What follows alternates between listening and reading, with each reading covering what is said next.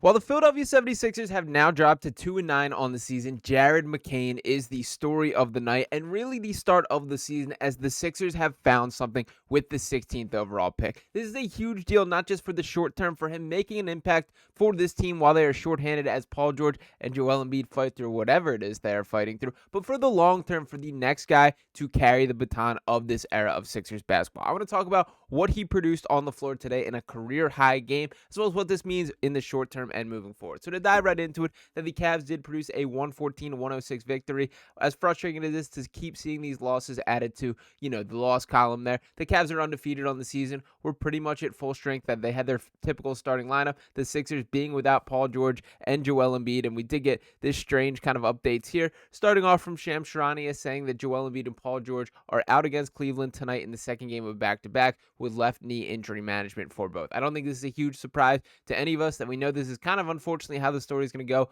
Definitely for Joel Embiid, and it seems like Paul George being lumped in that category. And to me personally, it makes it even more frustrating when we see updates like this at the pregame press conference with Tim Bontemps tweeting out that Nick Nurse said both Paul George and Joel Embiid both responded well from last night and will play Friday in Orlando. George is off the minutes restriction moving forward, and Embiid is still ramping up from that standpoint. So if they're moving well, or if they responded well, I don't understand why they're out for this game, but nonetheless, the story of this is Jared McCain. And to dive into exactly what McCain did get done, we'll start off by taking a peek at his stats, and on the game overall, 34 points, a career high, the second rookie in this class to have a 30-plus point performance, joining first overall pick Zachary Risache in that category. McCain also is on a stretch of heaters, and I will touch on that in a second. But for tonight's game exactly, 34 points, 10 assists, a double-double in just his 11th career NBA game, 2 rebounds, 2 steals, shot 12 of 20 from the field, 12 of 25 from the field, 6 of 12 from 3. You take that 100 times out of 100 there.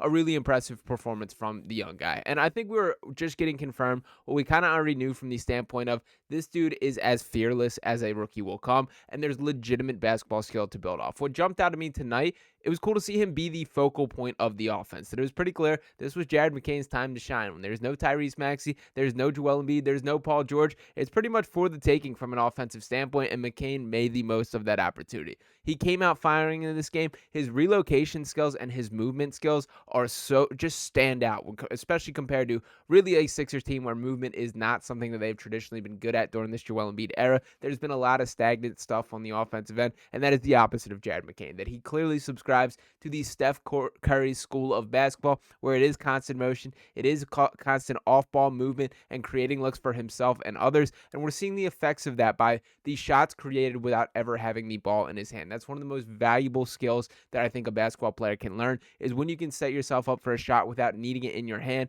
that off-ball motion, that using screens, finding ways to get yourself open without needing to create with the ball in your hand. That's an area where not a lot of players are capable of taking that mental leap. Jared McCain is 20 years old in his first NBA season, and he's got it right there. Now, to talk a little bit about the stretch of performances that we have seen from him, in the 4 games since Tyrese Maxey has gotten hurt, that he has produced 18 points on 4 three-pointers made in the first game, 27 points on 3 three-pointers made in the next one, 27 and 3 three-pointers in the next one, 23 and 4 made three-pointers in the third game, and then tonight 34 points, 10 assists, and 6 made three-pointers. The dude is the real deal, and to add to that a little bit further, did want to pull up this here from StatMuse saying that the 34 points, 10 assists, 2 steals, and 6 made three-pointers joins Jason Kidd and Steph Curry as the only rookies in NBA history to reach those numbers. We're talking about Hall of Famers to be doing that. Now, I'm not ready to crown Jared McCain too prematurely here,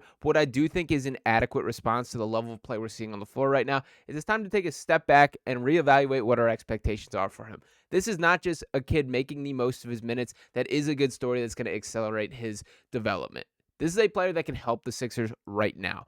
I don't know how you can take Jared McCain off the floor based on the way he was playing. And once again, this started as kind of an opportunity created due to injury. You now have to make it a point to get him on the floor. It was nice to see last night, seeing him share the floor with Joel Embiid, playing a little bit of two-man action with that. Those same sets that were run with the Seth Currys, the JJ Redicks of the world, McCain is absolutely capable of doing those things and is a caliber of shooter that they should be playing into that. But there's more to it than me.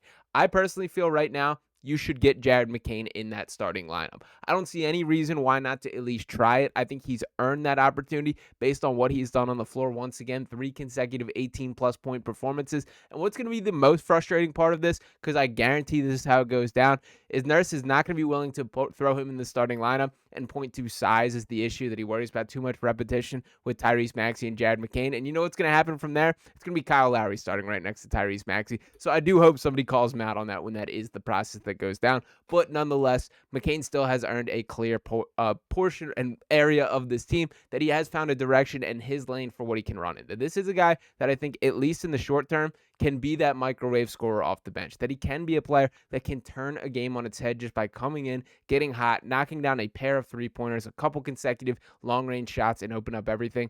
And there's more to him in the long haul, that when kind of thinking forward to here, I know this is premature at this point, but I do think there's a world where Tyrese Maxey and Jared McCain could be a building block backcourt duo for this franchise. And for the size concerns as far as that goes, this is something that I kind of feel strongly about, that I always feel like that's a little bit of an overrated conversation. In an ideal world, obviously you want all these guys be 6'8" plus, be capable of flying around the floor, all those type of things.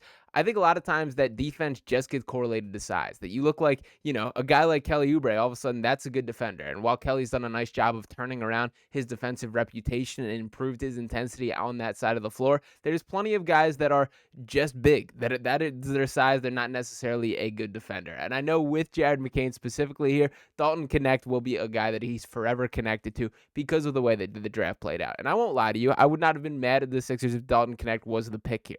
But when comparing Jared McCain to Connect, for starters, both of them are going to be their calling card on the offensive end. As a shooter, knocking down three-pointers, that's what they're going to do best. When looking at them on the defensive side of the ball, yes, Jared McCain is smaller, but he's been a better defender. That he is a guy who has a little bit of an instinct for getting in passing lane, uses his hands active, moves his feet. I'll once again point to that LaMelo Ball defensive possession for the way that he shut things down there.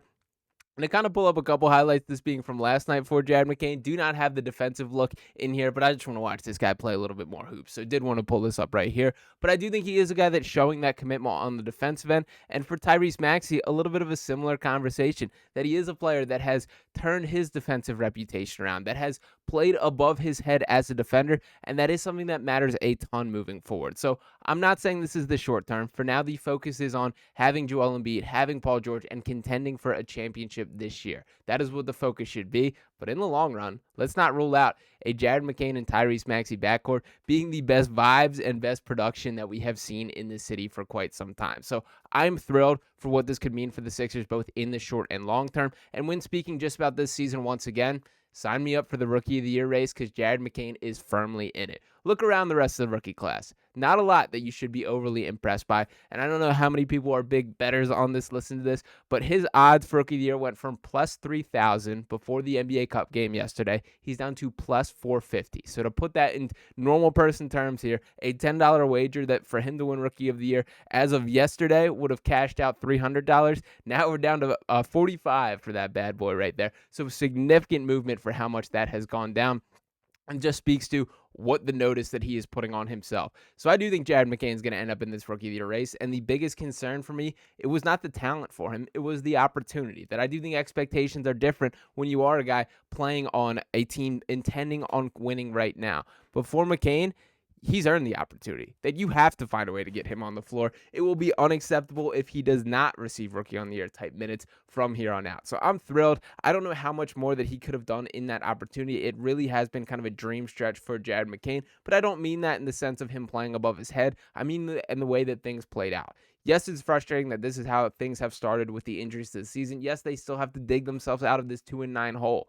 But we just found out that they got another guy. And I do legitimately believe that when you hit on mid and late first round draft picks, that can change your entire outlook as the franchise. And well, ladies and gentlemen, the Sixers got another one. Jared McCain is officially a guy that should be on scouting reports on a night-to-night basis and changes a lot for this franchise moving forward. So there is plenty of basketball still to be played this season, but it could not be a better start to the Jared McCain era in Philadelphia. And I have completely flipped my mind on, I was kind of thinking the Sixers were trying to, showcase him, make him an appealing trade piece, and it would not have shocked me if they were trying to make that one more big move. Jared McCain is the big move. This guy should be playing in a Sixers uniform for, at the minimum, the next several seasons. And how I'm feeling right now is I never want to see him in another uniform for the rest of his career. So a lot still to go down with this conversation, but shout out to Jared McCain for bringing something to this Sixers team. Shout out to giving them a fighting chance on a night where they did not have their top 3 players, all of their all-stars on the roster, and McCain was willing to go down fighting. So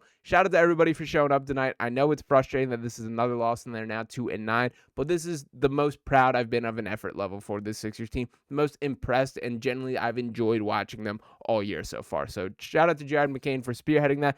Shout out to you guys for tuning into this video here. So plenty still to go down on the season. I will be dropping a video tomorrow talking a little bit more about kind of the injury management side of things and my full thoughts on that. So stay tuned for that. And the best way to do that is by smashing that subscribe button, dropping a like on this video right here, any comments you have below. Still got a long season ahead of us. Want as many of you as possible along for the ride right here on Sixers Digest. So appreciate each one of you guys tuning in one last time. Talk to you next time right here on Sixers Digest. Peace.